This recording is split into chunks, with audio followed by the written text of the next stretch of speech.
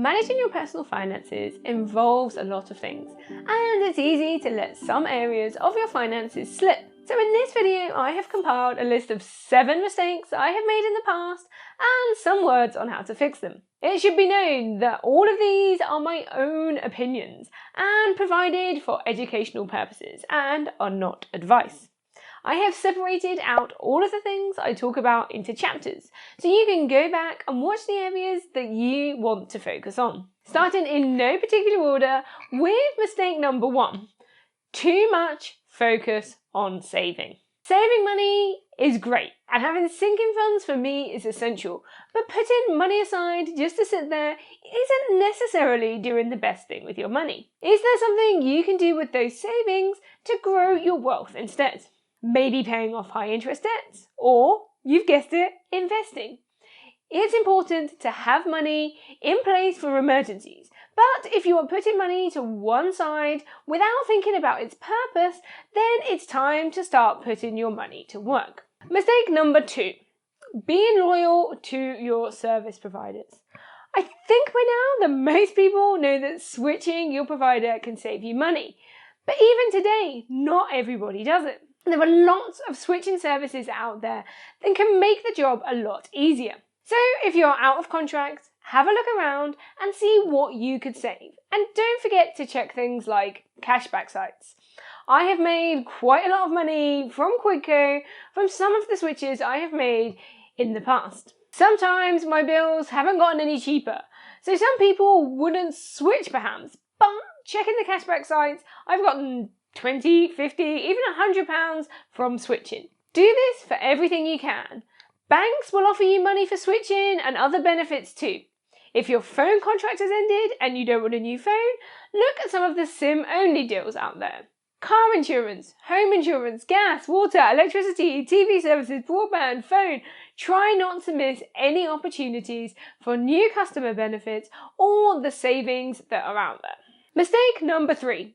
Forgetting to cancel. Have you ever taken up a free trial and then forgotten to cancel and ended up paying out for a service that you don't even use for a month or perhaps even more? If you sign up to something like this, only for the free trial, you can check to see if you can cancel it online from day 1. Sometimes you can, other times you have to wait until the end.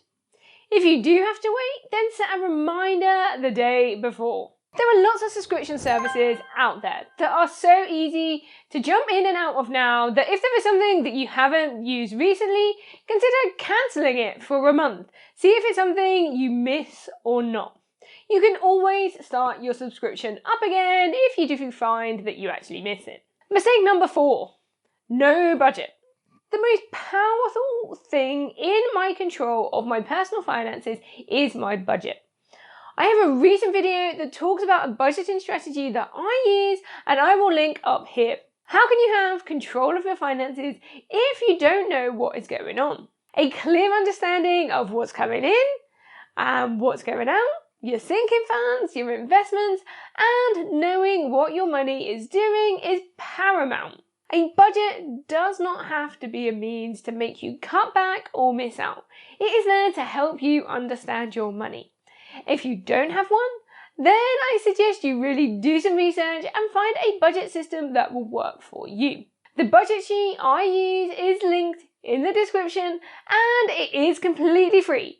And I have some videos on my own channel that show exactly how I use it. Mistake number 5, having one single source of income. So you have a job, perhaps it pays well, perhaps it doesn't, maybe you like it, maybe you don't, but it is a reliable, consistent form of income. But what happens if something happens to that job? Recent events showed us working hour adjustments, pay reductions, and sadly a loss of many jobs. Having another source of income not only helps spread out some of the financial pressure across more than one source, it can also be a great way to top up savings, investments, or chip away at those debts. There are so many ways out there to make some extra money.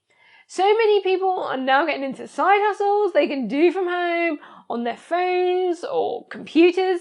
And another quick note on jobs, mistake 5.5 if you will, not negotiating your wages. It isn't always an option, but when you start a new job, you have some sort of element of control.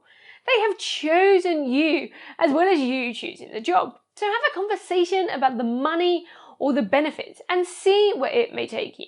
Mistake number 6, not forward thinking.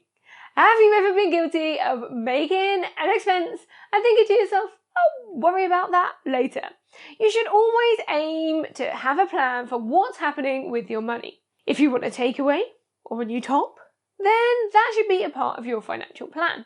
I mentioned how important a budget is to me. Well, that would let me know what to do and to plan for those potential impulse purchase situations. Coping with debt is a real challenge, and if you need advice, there are charities out there you can talk to.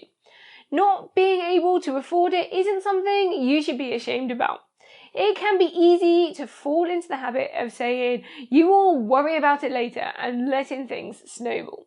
Last but not least, mistake number 7, intimidated by money. Do you take any opportunity to step away from a financial decision when you can? Perhaps leaving your partner to deal with all the money stuff? Or have you been avoiding investing because you are intimidated by all the options? Our relationships with money can be as complex as with people. Outright avoidance is probably not the answer though. It's easy to be scared of what you don't know. So what can you do about it? Learn. There are lots of people, like myself, out there putting out financial education on all sorts of topics. Do your research and educate yourself. Things will suddenly feel less scary, and you can take the reins and not just be in control of your money, but have a plan and know what your financial goals are and how you're going to work towards them. If you want a more personal path to financial education, then check out The Money Nook at themoneynook.com, where I am running courses and live Q&A sessions where you can ask me your questions. That's it for this video. Subscribe to see 2 videos about personal finance every week. Until the next one, bye!